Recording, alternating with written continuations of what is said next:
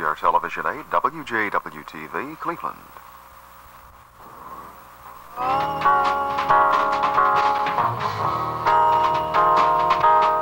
This is City Camera News, the 6 o'clock report with Murray Stewart and Jim Hale. Staff meteorologist Dick Goddard with the weather and Jim Mueller with sports.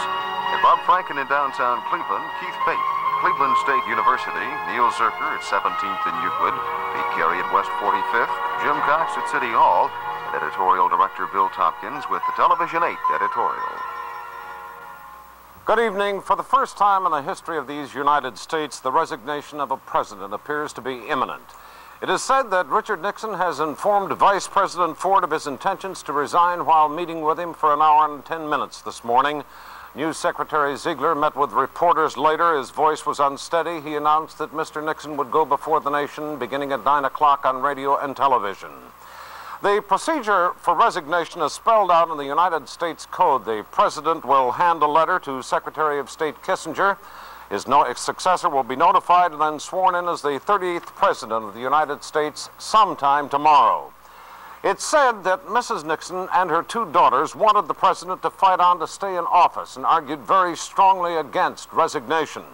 It is also said that Henry Kissinger was the prime mover in the resignation decision. He met with the President at the small hours of the morning. Crowds throughout the day stood behind the large iron fence in front of the White House, hoping for a glimpse of history in the making. And as that happened on the Hill, Senator Edward Brooke of Massachusetts introduced a resolution calling on authorities not to prosecute Nixon on criminal charges if he resigns.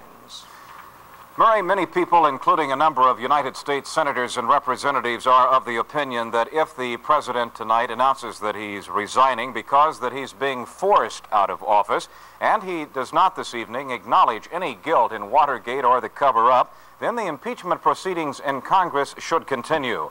Others feel, on the other hand, that the president, after resignation, should not be further prosecuted. Today, City Camera's Bob Franken asked some people in downtown Cleveland that after resignation, should Nixon be granted immunity from criminal prosecution? No, you wouldn't grant immunity to the average citizen. I don't feel he